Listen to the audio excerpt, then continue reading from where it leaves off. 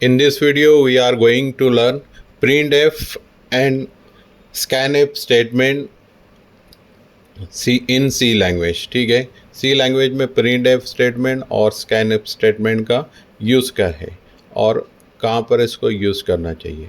तो इसके लिए हम पहले एक प्रोग्राम ले लेंगे, उसके थ्रू मैं आपको एक्सप्लेन करूँगा कि what is use of printf statement and what is use of scanf statement. ठीक है, तो हमारा write a program to find out area of a circle.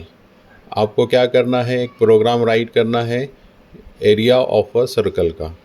तो सबसे पहले हमारे माइंड में फार्मूला आना चाहिए। फार्मूला क्या है एरिया सर्कल का, = 3.14 इंटू आर, ठीक है, पाई आर स्क्वायर। तो हमारा इनपुट क्या होगा और आउटपुट क्या होगा, ये हमको पहले डिसाइड करना पड़ेगा। तो इनपुट मैं यहाँ आर लिख रहा हूँ और आउटपुट ए। इनपुट देखिए पहले क्या है, write a program to find out area of a circle. Formula है = 3.14 इंटू आर। इसमें आर जो है ये हमारा इनपुट हो गया, इसकी वैल्यू हमको कीबोर्ड से लगेगी, रेडियस की वैल्यू। ठीक है, और वो फार्मूले में पुटअप होने के बाद आउटपुट जो है हमारा ए के अंदर आएगा, तो हमारा आउटपुट ए हो जाएगा। ठीक है, तो अब इसका हम पहले प्रोग्राम राइट करते।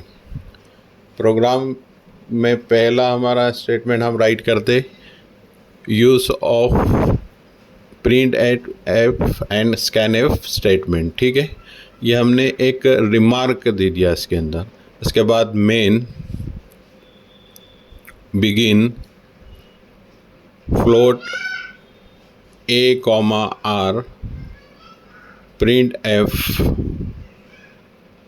एंटर रेडियस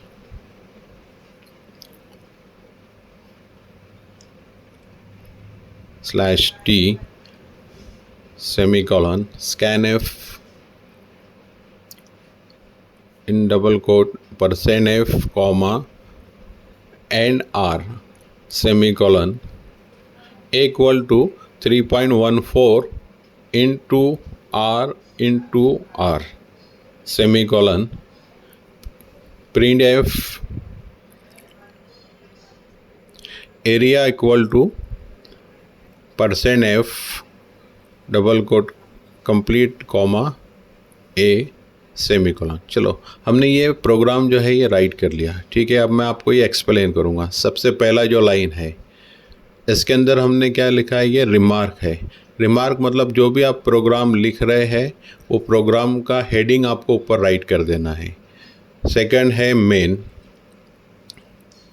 बिगिन, इसके बाद लोकल वेरिएबल डिक्लेरेशन सेक्शन आता है। तो आपके प्रोग्राम में जितने भी वेरिएबल यूज़ होने वाले हैं वो सब आपको यहाँ पर डिफ़ाइन करना है, और वेरिएबल के जो नाम है वो मीनिंगफुल लेना है। जैसा एरिया के लिए ए और रेडियस के लिए हमने क्या लिया यहाँ पर आर, ये 2 वेरिएबल यूज़ होने वाले हैं। इसके बाद हमने दे दिया यहाँ पर printf स्टेटमेंट और एक मैसेज दे दिए, यूज़र प्रॉम्प्ट दे दिए। इसके बाद पहला वर्क है हमारा आर की वैल्यू इनपुट करना है, तो scanf स्टेटमेंट दे दिए। इसके बाद आर की वैल्यू इनपुट होने के बाद उसको फार्मूले में पुटअप किए। फार्मूले में डालने के बाद कैलकुलेशन एरिया होगा और उसको लास्ट में प्रिंट करके एंड कर दिए। ठीक है, अब जब ये प्रोग्राम हम रन करेंगे तो मैसेज आ गया हमारा ये स्टेटमेंट से, एंटर रेडियस। ठीक है, तो एक रेडियस की वैल्यू हमको इनपुट करना है, ऐसा हमको मैसेज आया। ठीक है, इसमें हम वैल्यू सप्लाई कर देंगे। सपोज हमने टाइप किया 4.7, ये आर की वैल्यू हमने सप्लाई किया, इसको एंटर किया और आर की वैल्यू ये फार्मूले में पुटअप होगा और उसका हमारे को आंसर्स देगा। ठीक है, हमने जब एंटर किया तो देखो ये कैलकुलेशन होकर यहाँ पर आपका एरिया कैलकुलेट होकर आ गया। printf स्टेटमेंट जो लास्ट में लिखे, ये स्टेटमेंट से मैसेज के साथ उसने क्या किया, एरिया कैलकुलेट किया और उसका आउटपुट हमको डिस्प्ले में दिया।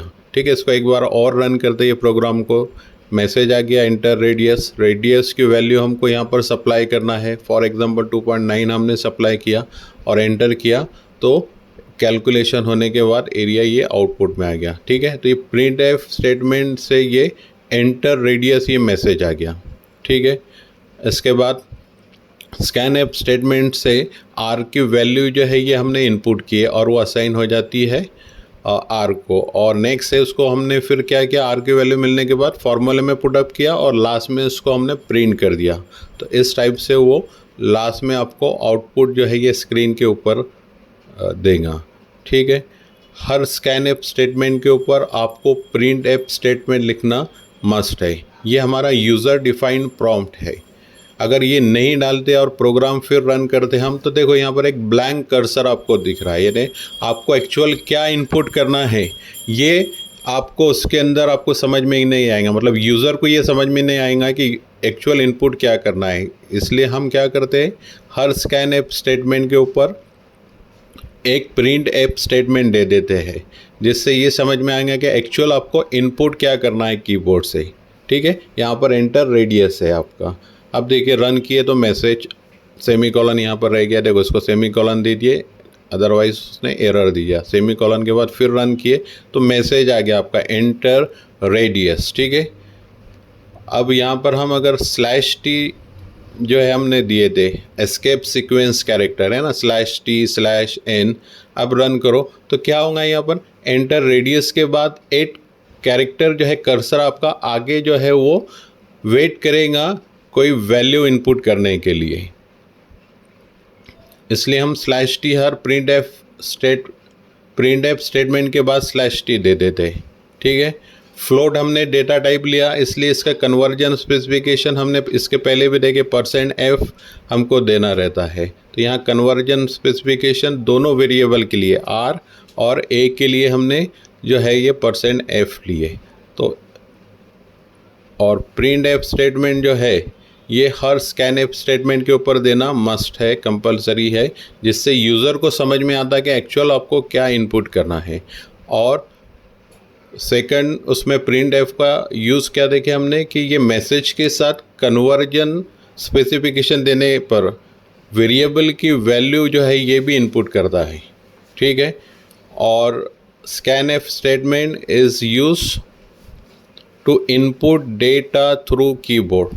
तो ये प्रिंट एफ और स्कैन एफ के जो है यूजेस हमने देखे। तो पहला हमारा प्रिंट एफ का यूज़ क्या है कि printf statement is use to display message और वैल्यू ऑफ अ वेरिएबल। और सेकंड है स्कैन एफ, तो scanf statement is use to input data through keyboard. ठीक है, थैंक यू वेरी मच।